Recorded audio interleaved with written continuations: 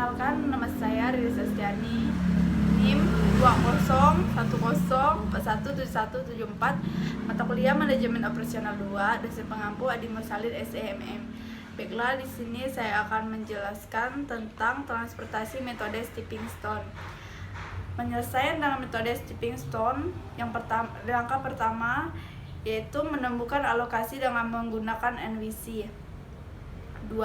Pada tahap pertama, lihat sel yang kosong.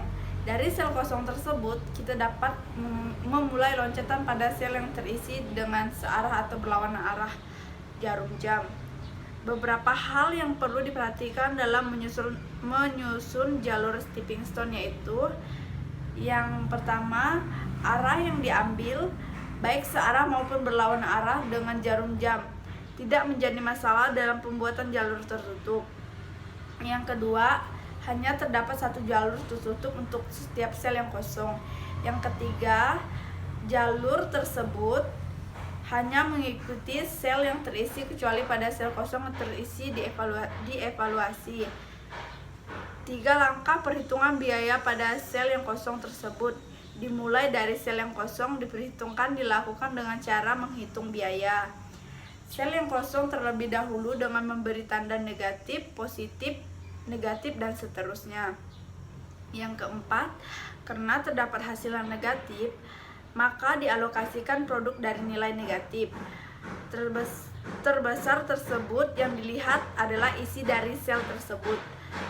Tambahkan dan kurangkan isi sel tersebut dengan melihat isi sel yang memiliki nilai yang paling kecil. Yang kelima, menghitung biaya transportasi.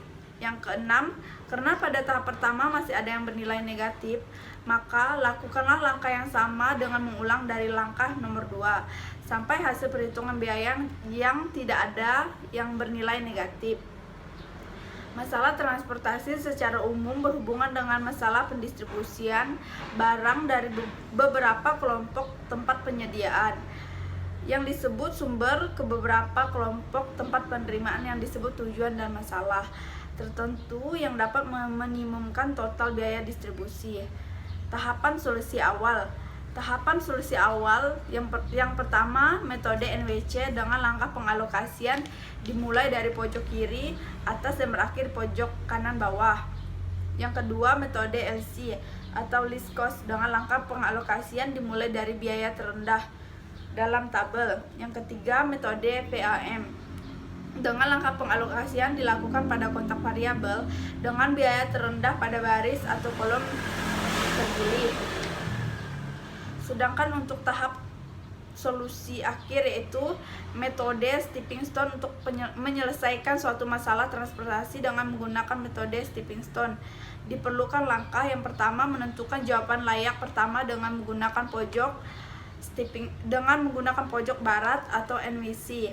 Yang kedua, melihat sel-sel yang kosong untuk memulai loncatan ke sel yang terisi dengan searah jarum jam maupun berlawanan arah jarum jam.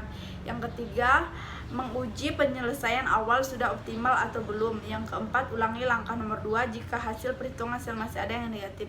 Baiklah, sekian ringkasan materi dari saya, kurang lebihnya terima kasih.